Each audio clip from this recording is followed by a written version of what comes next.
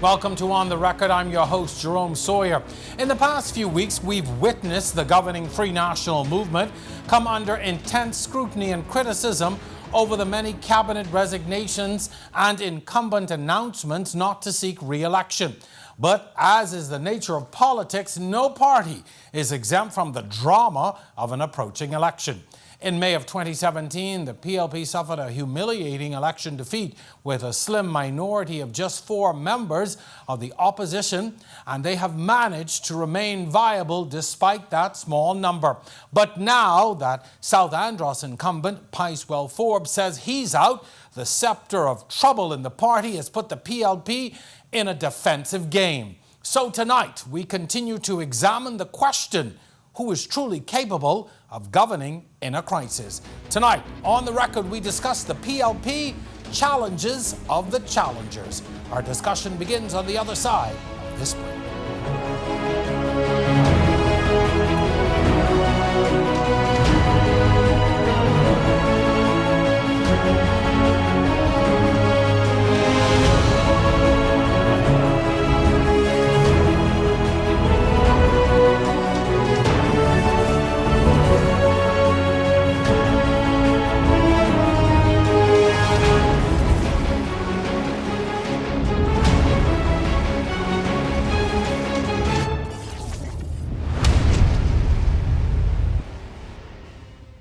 Every new season of On the Record, we push the limits, venture into unknown territory, take our cameras into places unseen before. We share the stories and experiences that affect us all. And now it's time for Season 5.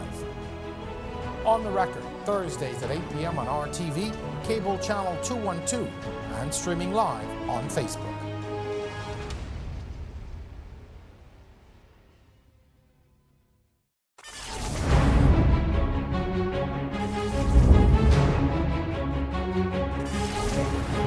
Welcome back to On the Record. I'm your host, Jerome Sawyer, and tonight we bring you the PLP challenges of the challengers. The Progressive Liberal Party has been in existence for some 68 years and has been in power for 40 of those years.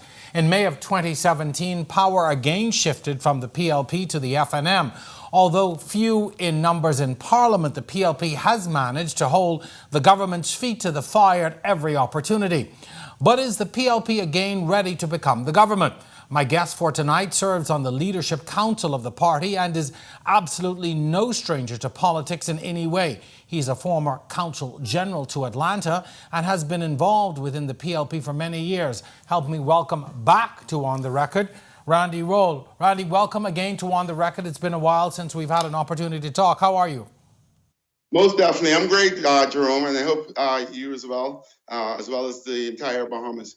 Now, let's talk first of all about, what's life like for a former Consul General? You, like so many others in politics, your tenure came to an end with the end of the PLP being in government. What happens to individuals like you? We call it the political wilderness.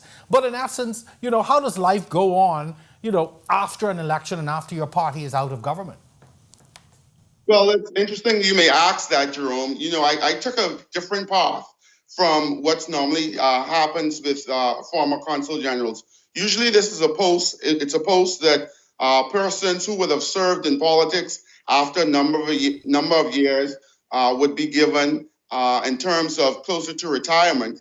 However, I was fortunate enough to be chosen at a younger age. And so it starts my political career as opposed to end it like others would have in the past. Now, I know that in this time you have been seeking candidacy for the upcoming elections. Tell us, first of all, why did you seek to go into what is even more into the front of politics? Because I know your career within the PLP has been one of support up to now. I think your Consul General position was probably the most prominent that you would have had publicly with the party. But, I know that you were seeking to become a candidate. Tell us about that process and where you are with that. Okay, well, Jerome, the party made a decision, and that's the way it happens in a democracy in politics. So I was unsuccessful in my bid thus far. However, I remain focused. I remain ready to serve in whatever capacity that I'm called upon to serve. And others may have just sort of abandoned the party and walked away, but you have decided to stay. Why? Because I believe in the philosophies of the Progressive Liberal Party. I believe in the philosophies of the party. And certainly when you are really sincere and interested in bringing service to your country, then you must do whatever it takes to show that you're a team player, but most importantly, that you're willing to do it for the people of the Bahamas whom you wish to serve. For those of us who are unfamiliar with how it works, how does one, undertake a quest to become a candidate? What do you do to put yourself out there? Do you show up to the leader and say, hey, I want to be nominated, I want to run? Or how does it actually work for you? Well, certainly, the thing is you write into the party, basically with an area of interest. Normally persons would have done it who they have some ties with the community. And, you write to the candidates committee and the leadership of the party. Then you go in and you show why, you feel that you're capable of being a representative for the area. Now, as your quest to become a candidate has ended, where is your future in the party? Well, I'm one that believes in service. And so wherever I'm called upon to serve, certainly I stand ready. But I'm going to continue to build and build on my relationships. For me, it's been about relationships, Jerome. Ever since serving overseas and understanding, how important relationships are. Relationships are the new currency. And so I will continue to build on those relationships. And any way that my relationships in the past can help me to add to the development of the country, then certainly that's where I stand ready to assist in any way possible. Next election, will you be trying again? Who knows? I mean, if the good Lord will have it so be so, then certainly, I look forward to it. Now, Randy, there's been a lot of talk about infighting within the PLP regarding this nomination process. How do you respond to that? In any democracy, you have persons who are vying for the same thing. And so, it's nothing new to the Progressive Liberal Party. I'm sure that you have it in the DNA as well as the Free National Movement as well. And so the thing is, it's a part of democracy. In conventions, you have the same thing. The key is that once that is over and done with, a decision has been made, then you come together as an organization and focus on the task at hand. Sorry. How hard is it, though, to come together after that? I mean, I know that you talk about conventions. We haven't seen that. We haven't had a political convention, obviously, in quite a while. But this process in getting people to the nomination place for candidacy has been a long one. I think there were about 200 people vying for the various seats. At the end of it all, we are individuals, we are human beings, there are people who will be hurt by all of this. How do you bring people back together after they have been unsuccessful? How do you bring them back together now to coalesce behind this cause? Well, Jerome, I think that's where leadership comes into play, and experienced leadership. At the helm of the Progressive Liberal Party, we have the Honorable Philip Brave Davis, who is no stranger to politics, who's been around for some time. Yeah, and then we have our Deputy Chester Cooper, and an experienced amount of individuals who have years in politics. And so it just depends that, on, the direction they take in terms of now the process is done, everyone coming together and giving us, the marching orders moving forward. And so it is a long process. But at the end of it all, we tend to focus on what is the goal at hand. And if you're committed to really serving your country and your party, then, everything else becomes secondary. Let's go back a bit now to the 2017 elections. Although you were serving in the Foreign Service during those elections. I know you had a keen eye on what was happening here. What do you think was it that led to such a tremendous defeat of the PLP in the last election? Well, Jerome, when I look at it and I hear what people say on the ground, in the Bahamas and other parts of the world, I have a sense that people do not vote in governments, they vote out governments. And so it was no different. When you come to office and you make, people have expectations, and if, they're not satisfied that, what they were looking forward to you bringing to the table has been fully completed, despite what are the circumstances that will cause it not to, then they tend to just vote against you. So in hindsight and looking back, I mean, if you can identify a couple things or even one thing that you think that the PLP could have and should have done differently going into the 2017 elections, what would you say that would be? It's kind of difficult, like I said, Jerome, from where I sat, because as you know, I was not in the country. I had the opportunity to serve overseas. And so, we were focused on doing a good job where we were at, and we did our best. And I think that we did a good job. And so I'm not able to answer that outside of, what I would have known that was in my scope of work. Do you think today's PLP is different from the PLP that was defeated in 2017? Most definitely. The PLP has taken some steps to, again, try to improve upon what would have happened. Mind you, there are lots of people out there too that, regret and realize now that, they made an emotional decision on many things and wish they had an opportunity to do over. So, some people are comfortable with the decision they made, and others believe that, a mistake was made. Do you think that the Bahamian people or the Bahamian public has made amends with the PLP since the last election, keeping in mind that one of the key election issues was the question of corruption? Do you think that the Bahamian public has made amends with the PLP since the last election? Certainly, I believe so from where I sit, Jerome. And every single day, the PLP is shown and the country is shown that, listen, what we thought was corruption was not actually corruption. But, again, too, everyone's entitled to their opinion, and people will judge you based on what they believe the facts to be.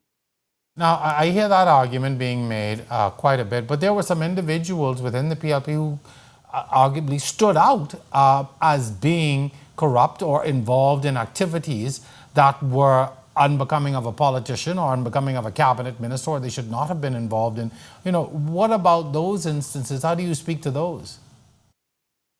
I have no comment. Again, like I said, Jerome, I was out of the country. I was focused on what it was that, my task at hand. And so, I have no comments as it relates to it. Let's talk about, fair enough. Let's talk about the now then. I'm sure you get this question all the time, but what is it that the PLP is bringing to the Bahamian people this time around that you hope will convince them to vote in favor of the party? Well, certainly, Jerome, whatever has happened in the past, we have that to build upon.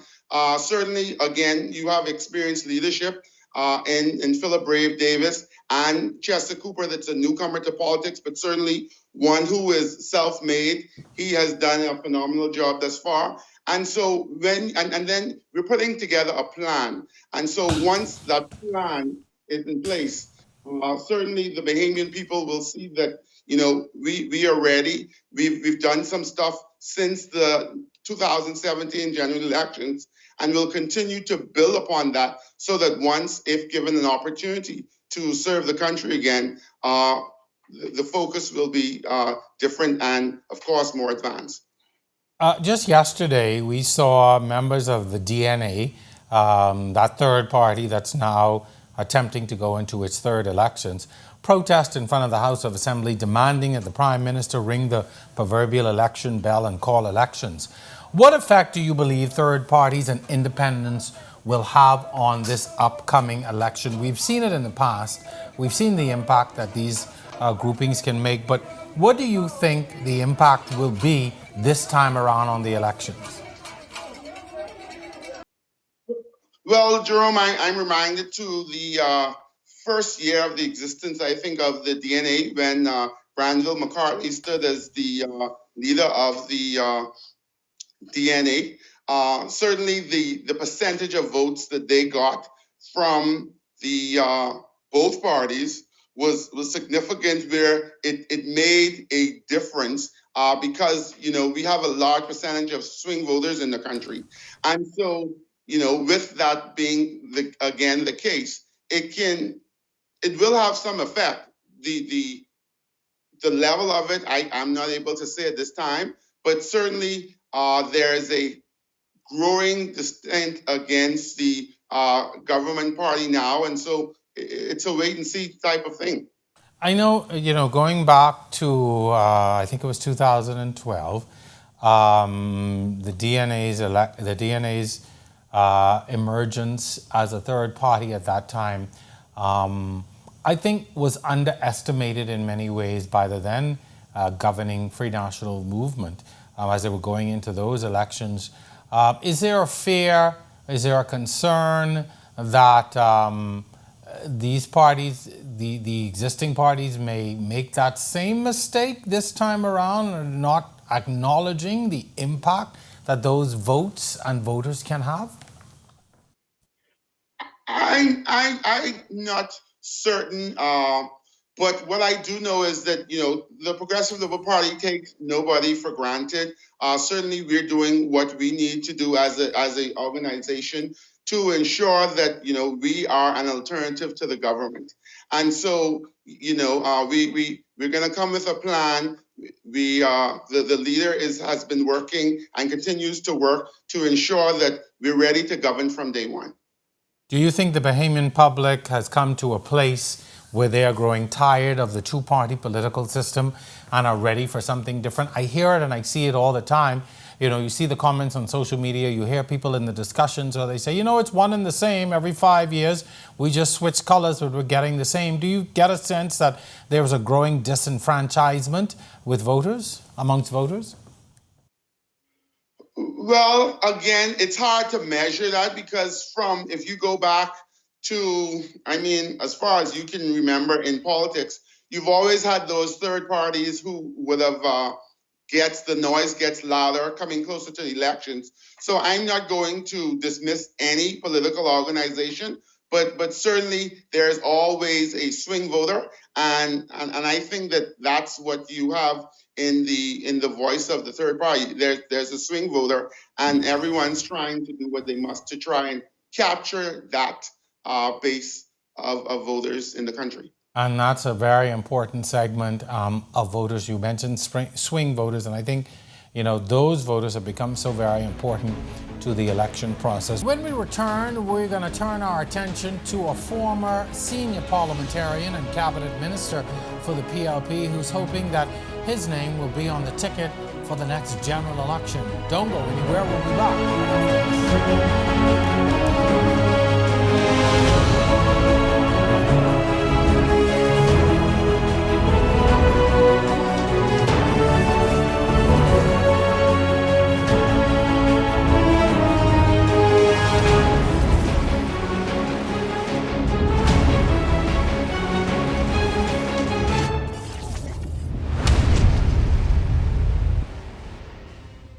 Every new season of On the Record, we push the limits, venture into unknown territory.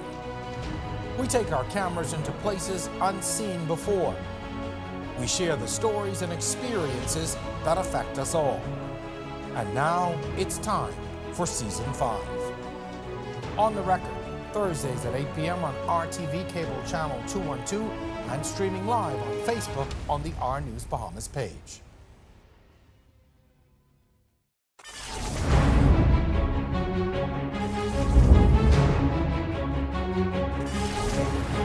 Welcome back to On the Record. I'm your host, Jerome Sawyer, and tonight we're discussing the PLP challenges of the challengers. We begin in government, while being in government, pardon me, is no easy feat. Neither is the role of the effective opposition. And as we gear up for another election campaign, there is more pressure than ever on the Progressive Liberal Party. My guest is a veteran in politics, having some 27 years under his belt. He made his debut into politics after being appointed to the Senate in August of 1994 by former Prime Minister, the late Sir Lyndon Pinling. In 2002, he was elected as a Member of Parliament for West End and Bimini and appointed the Minister of Tourism with responsibility for the Broadcasting Corporation. Welcome to On the Record, Mr. Obie Wilchcombe. Very honored to have you for the very first time on this show. Thank you so much for joining us, sir. How have you been? I've been pretty good. I can't complain. I was rough right after the general elections. Had a period of illness, but I've rebounded, and thank God I'm doing very well. You look well, so, by all accounts, you've recovered. Now, let's go back to 2017 and move. We'll start our discussion there. Your party held only 4 seats within the House of Assembly. Unfortunately, you were not one of them. You lost your seat to F&M candidate Pakeisha Parker Edgecombe by some 263 votes, which was essentially 0.05% of the votes in the constituency. I've asked this question of so many others. Do you think that people voted against you, your representation, or was it they voted against the PLP in this monumental sweep that the F&M received in 2017? I think you have to appreciate that the F&M ran a very effective campaign. Their campaign started 1 year before, very effectively using social media, and they got the message out.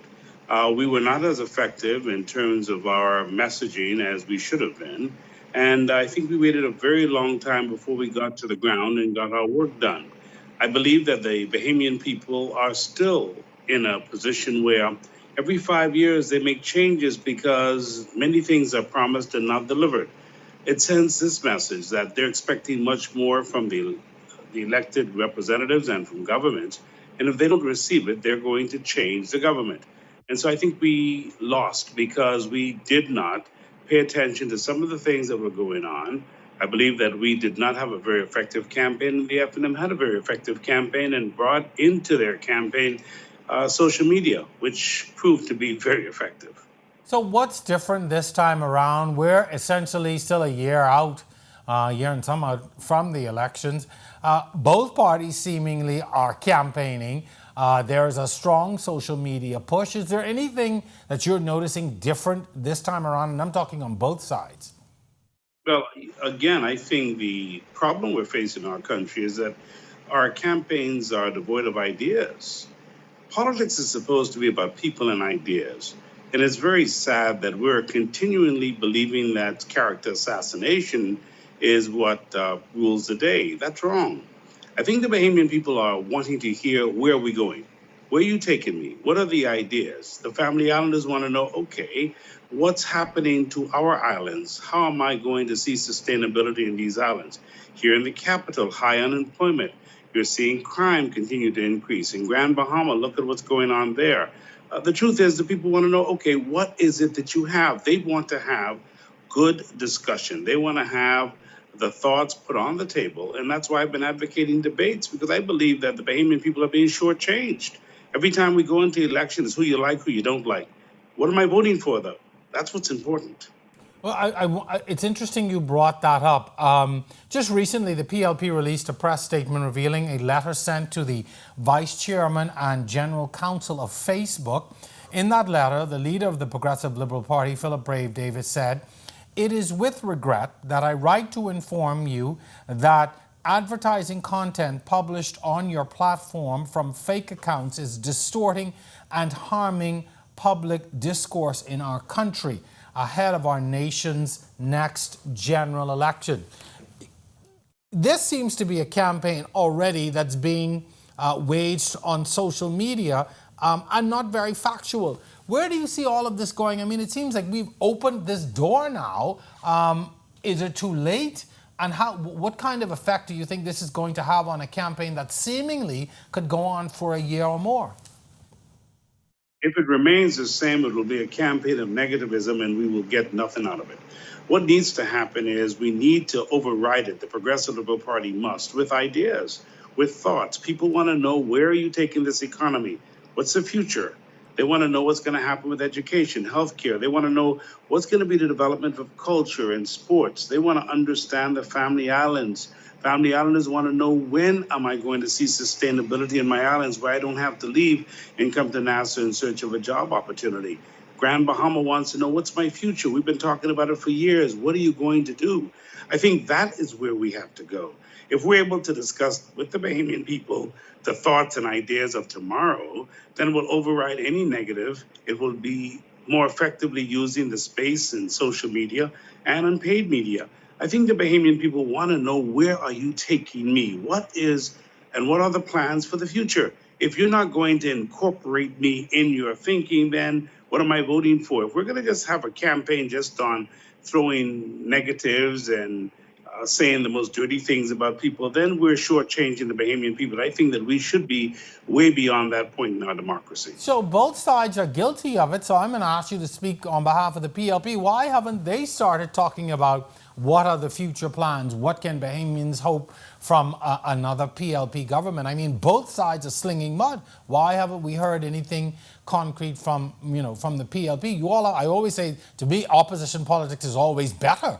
You've got the upper hand when you're in opposition, seemingly. So why isn't it we haven't heard that from the PLP as yet? Well, I'm certainly hoping that the party will get to that point sooner rather than later. The leader of our party has said that he plans to discuss the economic plan for the future. I'm hoping that will happen very soon. I think it should be the launchpin. But I'd like to see also a discussion about Grand Bahama uniquely discussed, because Grand Bahama from East End to West End needs a new plan. And then we must have a plan for each family island. The family islanders cannot be subjected to what you say you can do in Nassau, and it becomes Nassau-centric. So I believe the PLP will get there. The leader has already said that he plans to do that, and I have faith that he will do it, and he will do it rather sooner rather than later.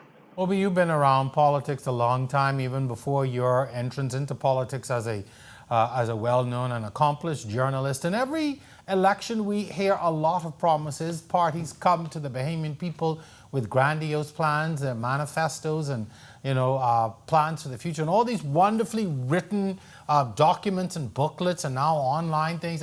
And we hear it all the time. We go to the rallies, and we get, and then within 6 to 8 months of the election, the honeymoon's over, the course begins to change, or we can't do this, we can't do that, or we're not hearing anything anymore. And both parties are guilty of it. What's different this time around? You're asking voters now to come to either re-elect or to elect a party to government. And in the minds of many like me, I'm thinking, am I going to hear the same old thing again? And then 6 months after the election, it's going to be, oh, well, we can't do that, or we'll get to that eventually. What's different? People have lost hope. They've lost confidence that these parties can deliver on these wonderful promises that they make during the election campaign. Yeah, it's a very good question, Jerome. It's a fact. What you're saying has happened, and that's because we don't face the reality and we're not honest. The truth is, with a GDP of $10 to $12 billion a year, how much can you really do? You're not doing anything with that. So let's talk about how we're going to grow the economy.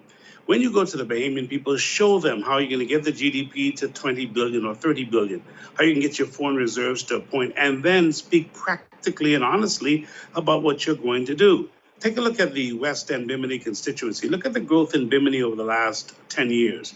Look at what's happening. We've been able to transform that island and turn it into a self-sustainable island. Look at West End. We had laid the foundation for economic growth and development. We were starting the work, and of course, we lost the elections. The truth is, it can be done, but you have to speak honestly, and you can't tell the people we're going to do it in 100 days. It ain't going to happen. Say you're going to do it over a 3-year period when you can roll it out, because we have to build this economy. This economy is too weak. That's why every day, every month, you hear the government, we got to borrow some more money. We got to borrow some more money. Well, all we're doing is putting ourselves into more debt. And the question is, how are you going to pay it? You're going to borrow it, but how are you going to pay it? What we ought to be talking about is how are you going to grow the economy so you could reduce the debt and pay off what you have now. If you listen to the debate, it's still all nestled in, tourism. But nobody's talking about the diversification of tourism, because yes, It is a sustainable industry, but how are you going to diversify it to ensure that 80 cents of every dollar you're earning is not leaving the country any further? So again, I believe that our country is being shortchanged because we're not discussing progressive ideas that will get the country moving and change the direction of this country and create the sustainability that we need if we're going to move forward. And the Bahamian people are losing faith because think about it. Every year you're having 4,000 to 5,000 graduates from school. And what do they have to look forward to? What is the plan? There's no plan. So if you can't tell the Bahamian people how you're going to create jobs every year, well, you're wasting the Bahamian people's time because they're going to say, my friend graduated 2 years ago and he still doesn't have a job. Okay, well, how are we going to diversify? What are the industries that we're going to grow? And how are we going to cause more people to have employment? How are we going to cause the economy to grow? Obie, on 2 occasions you sat around the cabinet table with then Prime Minister Christie. Some of the things that you talk about, diversification, growth of the economy, we would have talked about these things. We would have heard about them prior to, the PLP winning both of those elections, and there were promises made about doing some of the things that you even talked about, or you even talk about now. What possibly is going to be different this time around? One of the questions that keeps arising, people say, well, Brave Davis, individuals like yourself, Fred Mitchell, sat in a Christie cabinet, promises weren't delivered on. So why should they give, individuals like yourself, a Brave Davis, a Fred Mitchell, another chance, a third shot, seemingly? I think the truth is promises were delivered upon. And we did a lot. In fact, the economy grew both occasions when we sat in the cabinet. And we were coming out of, in one occasion, after some economic recessions, on both occasions, in fact. And then we left the country in a great state in 2007. Of course, you remember the former Prime Minister, Hubert Ingraham, speaking about the strength of the economy. After 2017, our economy was growing after seeing a number of natural disasters and, of course, trying to rebuild after the Great Recession. The truth is, there has been growth in our country, but it's not enough. And that's the problem. It's not enough. That's what I'm talking about. It's not enough just to talk about you're going to do something to say one island. There has to be multiple growth and multiple things happening. And my argument is today we're better off. We have more educated people, more exposed people. We can use more of technology to make more things work. And I believe that we can really change the direction of this country. It's about the messaging. It's about the ideas. It's about utilizing technology. That's what makes a difference because you're in a different world. But if you're going to go and talk the same old, well, you'll get the same old. What you want to get is, okay, this is my plan. But okay, let me show you how we're going to make this plan work. And let me show you how we're going to lay it out. And let me show you how we're going to ensure that it becomes effective. Look at what Perry Christie did. Look at his term. Who built more hotels in the Bahamas? But you can't make it with only 16,000 hotel rooms. You've got to give the hotel room count to about 30. Think about our competitors. 30,000 is required. In Grand Bahama, you have less than 1,000 hotel rooms. Think about what we did immediately when we came in. Of course, the hurricanes came and devastated. So the truth is there was growth and substantive growth. Now we have to take it to the next level. What do you think, though? I mean, these are the talking points. I think you mentioned at the top of the show things that PLP obviously was not talking about during the last campaign. How is it then that if you say these things happen, they were overshadowed in the campaign and the FNM rode the wave of something else? Why is it or why do you think that your message was not as effective? I mean, the FNM came with a whole different campaign. The FNM ran a hell of a campaign talking about where's the money? Where's the VAT money? And that was very effective. And don't forget, there's a role of media here too. Media is purchased and media can be free. Media gave the opposition a tremendous amount of free space and they took advantage of it. And the truth is soon after the elections, they said, well, the money right here. You see, so that in and of itself represents misrepresentation. So we lost that argument because it was a difficult argument really to contend with, and we lost it. And then, of course, the Bahama argument, we're going to do this is wrong, this is that, this is the next. As soon as the elections were over, it was the greatest thing that ever happened. The truth is things were happening, but the level of the campaign that the FNM ran was very effective, and you got to give them credit for it. They ran a very effective campaign. Now, when you have a contender that's being effective, you have to be equally as effective, and we weren't. This time around, I'm expecting the party to be more effective and speak about its past, speak about its history, speak about what we have done, and don't allow the debate to be overshadowed by things didn't happen. The reality is things did happen. If it didn't happen, we would not have seen jobs, we would not have seen behaviors, we would not have seen a sustainable economy. But now we have to grow that economy. How do you think, sir, history will represent or present a Perry Christie? As a prime minister, he was vilified after the election loss. PLPs blamed him for the loss. There was a lot said about him.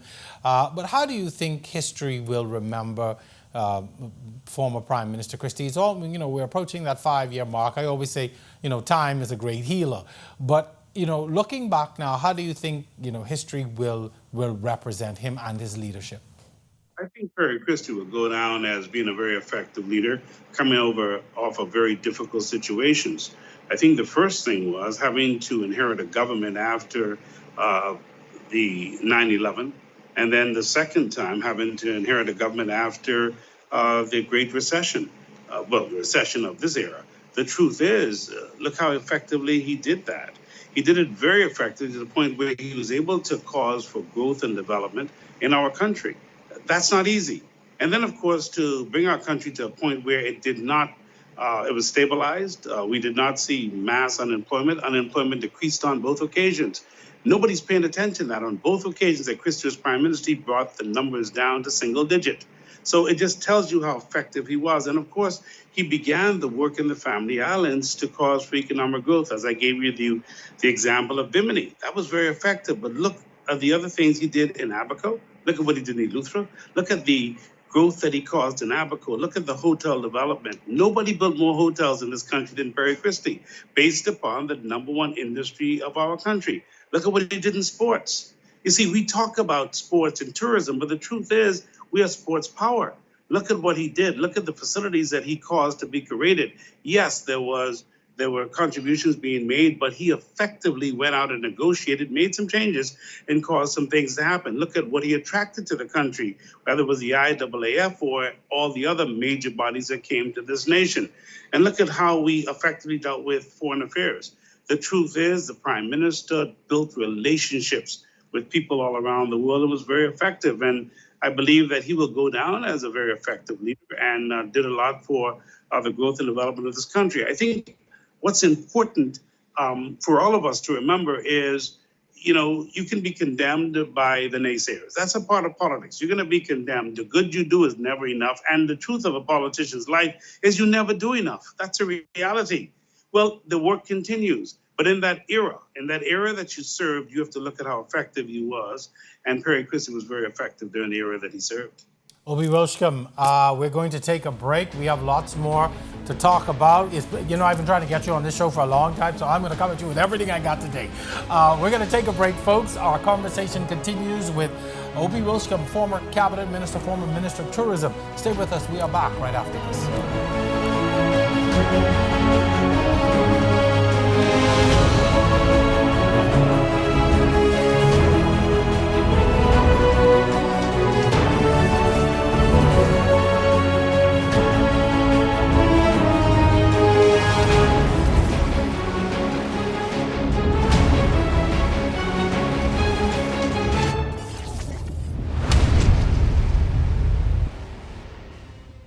Every new season of On the Record, we push the limits, venture into unknown territory, take our cameras into places unseen before.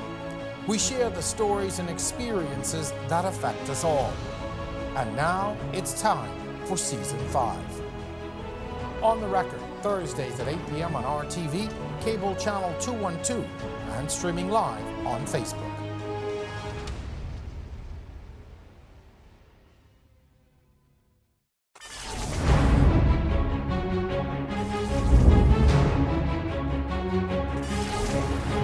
My guest in studio, former Minister of Tourism, Mr. Obie Wilchcombe, who joins us by Skype. Sir, we would have just listened to a portion of the current Minister of Tourism's interview with the media this week. We talked about the challenges facing the tourism industry.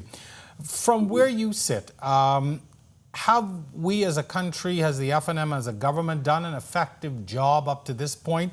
What would you have done differently, and what do you think really is needed in the future? I mean, we talk about diversification, but truth is, tourism really is all we have at this point.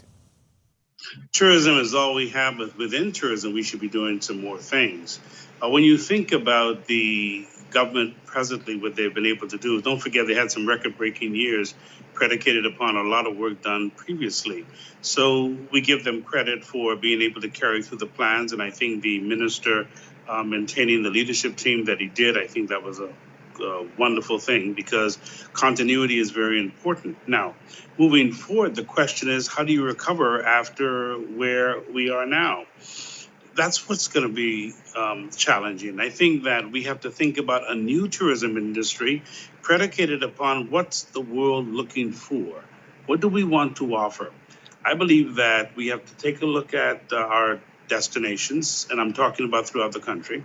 I believe that we have to take a look at not only Grand Bahama, but Eleuthera, Abaco, all the islands now, and recognize that this is the best time now to begin a new and effective approach to marketing these islands. Grand Bahama in particular can be, I believe, one of the leading destinations, not only in the Bahamas, but certainly in the entire Caribbean. It's a country. Don't forget, Grand Bahama is just as big as some of the islands in the Caribbean. And if we effectively put a tourism plan in place, such as beginning with an airport, we need a airport that is going to be able to cater to the world and not only focus on a couple of flights out of Miami or out of Canada, but we have to think about Grand Bahama attracting visitors from all over the world, whether it's the UK or Europe generally or Latin America. Then let's think about the hotel rooms. How many hotel rooms are there? We do have the blueprint for hotel development in West End and in Freeport.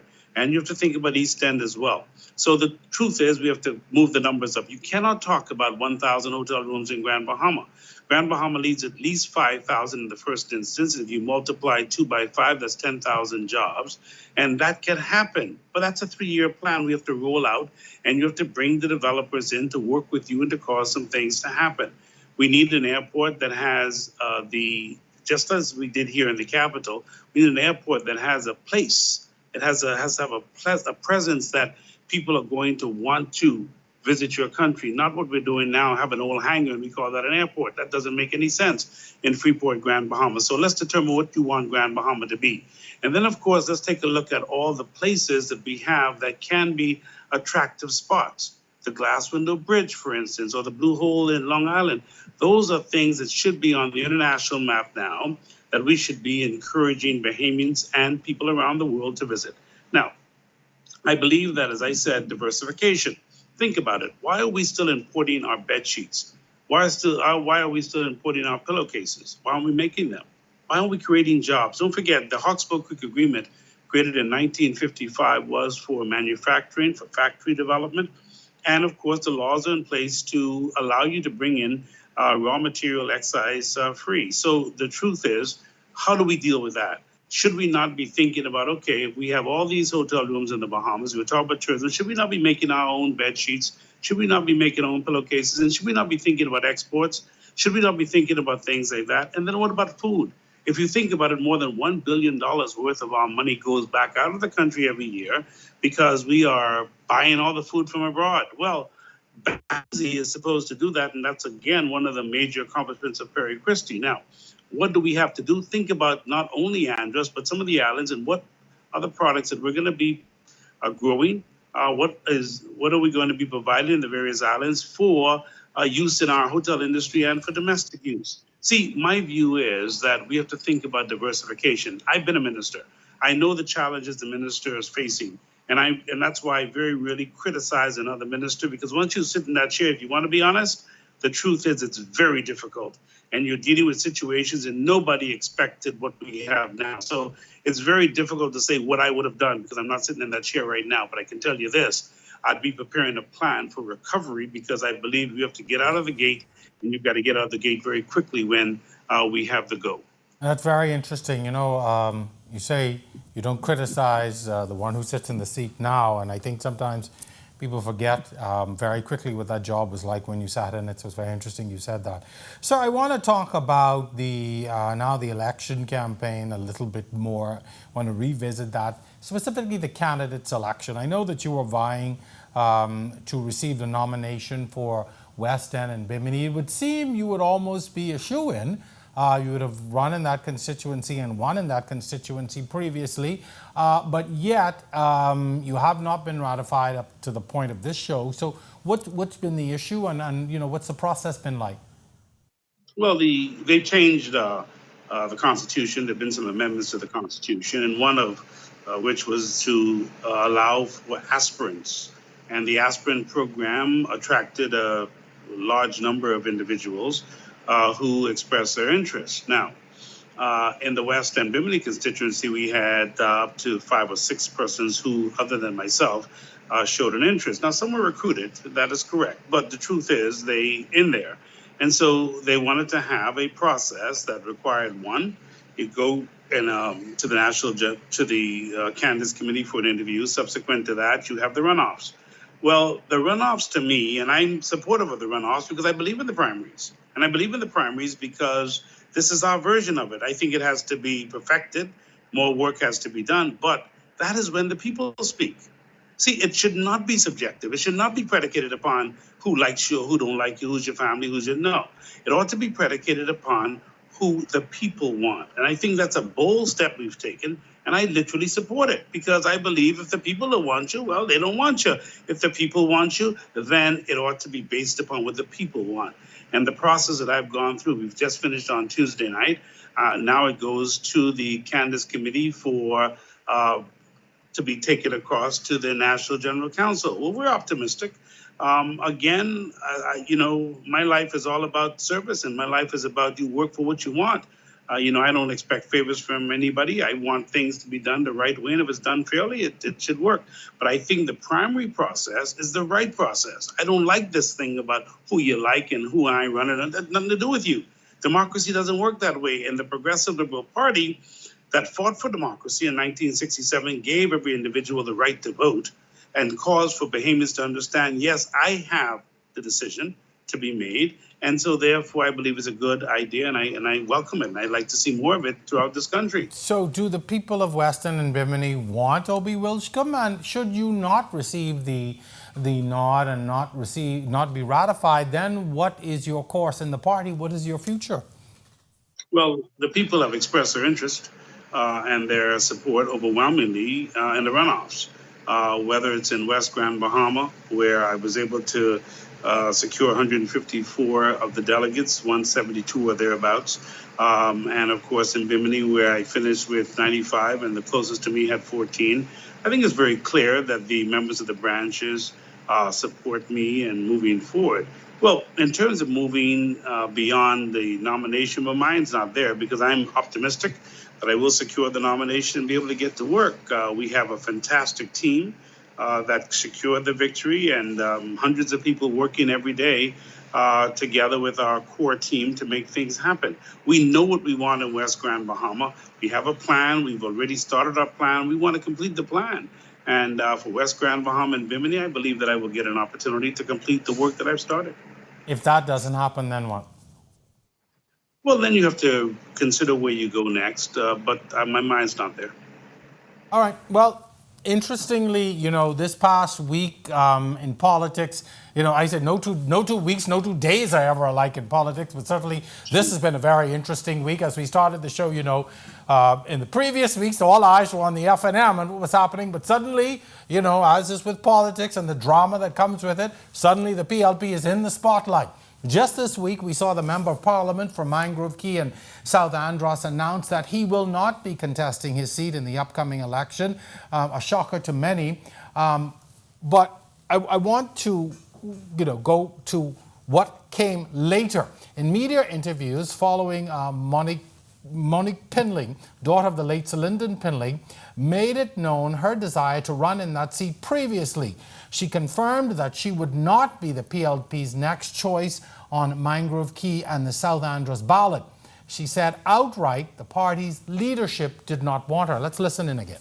What was said was that the incumbent was infenced and that he was saved because he survived the last election, and they felt that because he had survived that he should be given another chance. So to hear that he had resigned was was interesting, but not a surprise. The party leadership had told me that they didn't want me on the ticket, and that was sometime last year. And from since then, I haven't been back to Andros. I haven't campaigned. They said that they just didn't want a Pindling on the ticket, and that whatever, because it was political season and campaign season, and they thought that the government or would use Daddy's or my dad's commission of inquiries, drug years, crime years as leverage and tool to win the general election.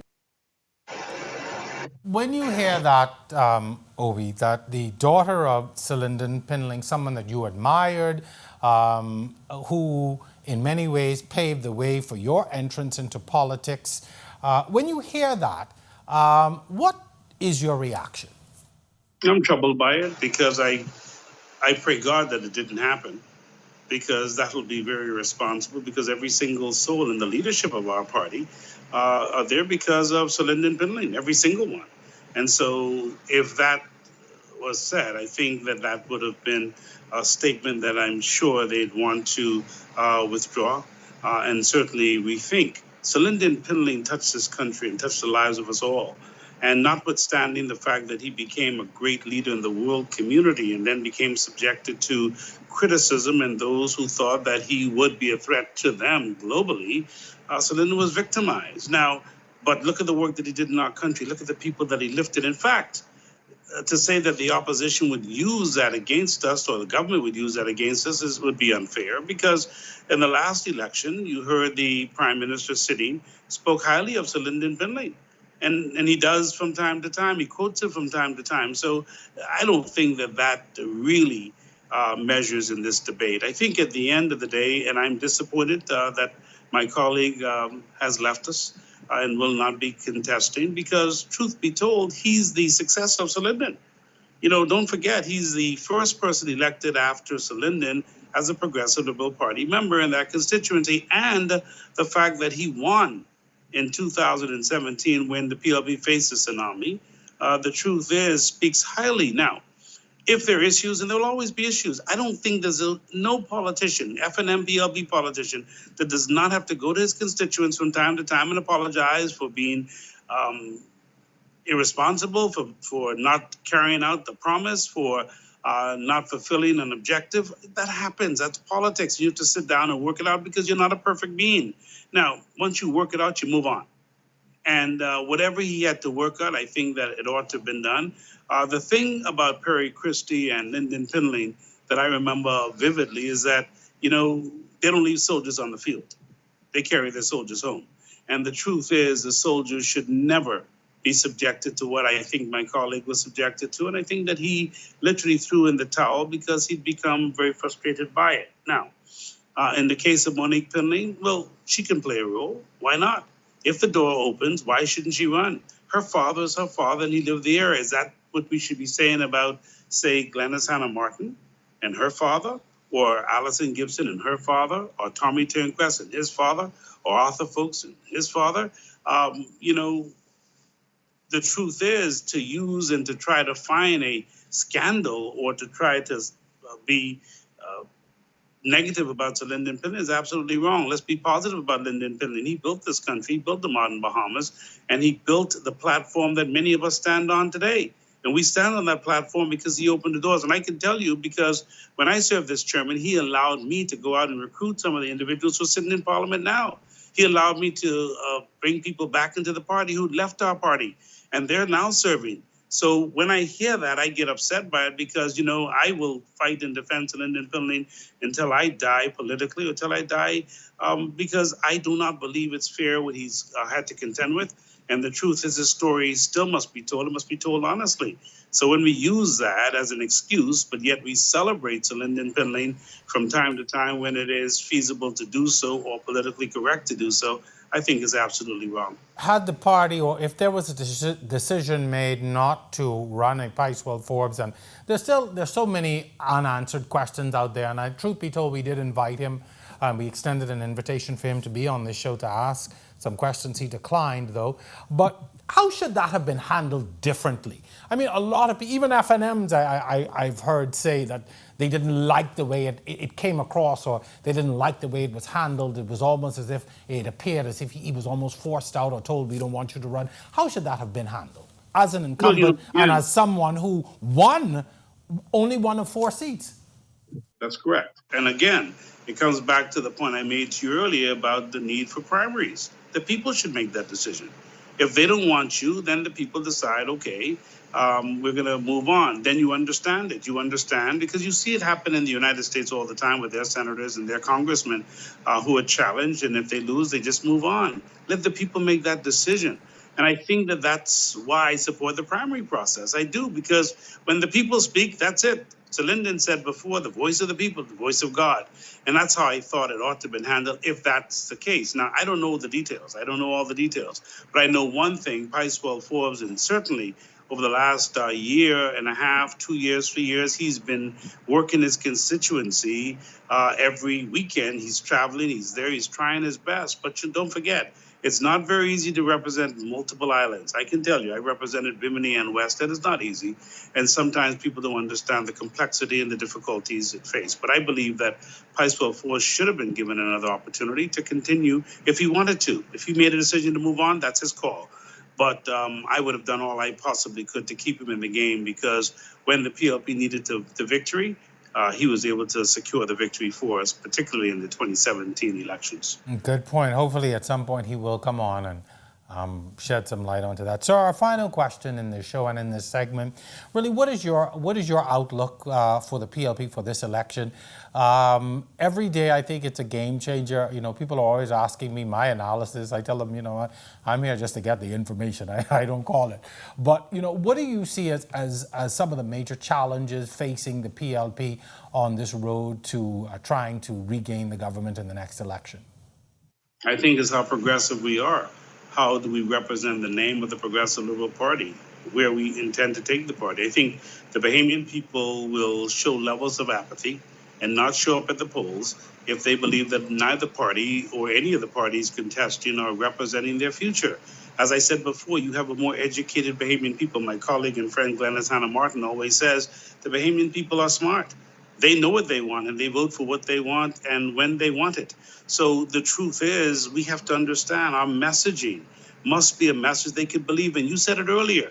If we're going to lose hope, then why should I even participate in the process? Look at the United States of America. They have less than 60% of their people who show up to vote on an annual every 4 years. They don't show up to vote for the President of the United States. Well, that's because of high levels of apathy. And that's disappointment. That means that we don't believe that our voice is being heard. We don't believe that the people understand what we want. Well, let's ensure that we can maintain the levels that we've had in the past of 90% and more of the Bahamian people coming out. The PLP has an opportunity. The fact that you have an economy that's sluggish, the fact that the prime ministers had to deal with these difficult situations, and no one is going to say they weren't difficult, whether it's Dorian or COVID-19. We understand that, but the Bahamian people want to know now, where are you taking me? Where am I going to go? What is your plan? What is your recovery plan? It's all well and good to cuss out the government, but what is your plan? And if we can answer that question effectively, get the Bahamian people thinking about a new Bahamas and a new day, and thinking about a progressive approach to economic growth, healthcare, education, getting rid of the crime, bringing some love back into this country, I think we'll be able to win the elections. If we don't do it, I believe that you're going to see a country where the Bahamian people are going to just stay home and not vote. They will decide, listen, it doesn't make any sense, and apathy will seep in, and I think that will be a detriment to the Bahamian people and to the Bahamas generally. Obie Wilchcombe, thank you so very much for providing some great insight. Happy to finally get you on the show. We definitely will have you back again, so I appreciate you. Best of luck to you in your quest to receive that nomination and your quest to return to Parliament. Thank you so very much. I appreciate you. I also want to say thank you to you. I have to remind people from time to time that Obie Wilchcombe paved the way in journalism for myself and others like me. Thank you for the work that you've done for taking this profession and this industry where it is, and I appreciate you and all that you've done. And I want you to know your name still resonates with some of your colleagues. They talk about you all the time. I won't call their names on the air, but you know who they are. They always talked about coming up in the newsroom under Obie Wilchcombe and what it was like. So we thank you, sir, for your work and what you've done for the country. Best of luck to you. Take care of yourself. I know you had some health challenges, so continue to be safe and look after yourself. Thank you so much. Thank you very much. I appreciate your time. And that's going to do it for this week's episode of On the Record, the PLP Challenges of the Challengers. Also, before we go, a happy belated birthday to our makeup artist extraordinaire for being a part of our team. Regina, thank you very much for making me look at least halfway presentable every week. I appreciate you. Special thanks to both my guests tonight, Randy Rolle and Obie Wilchcombe, and to our audience. Thank you so much for tuning in. And of course, I couldn't do it without my technical team. Thank you guys and ladies for making On the Record happen every week. We look forward to seeing you again next week, same time, same place, right here on the Record.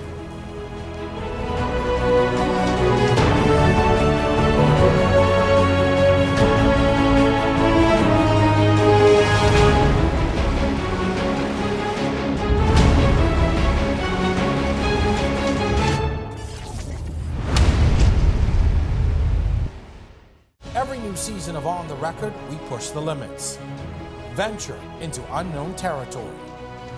We take our cameras into places unseen before. We share the stories and experiences that affect us all. And now it's time for Season 5. On the Record, Thursdays at 8 p.m. on RTV Cable Channel 212 and streaming live on Facebook on the R News Bahamas page.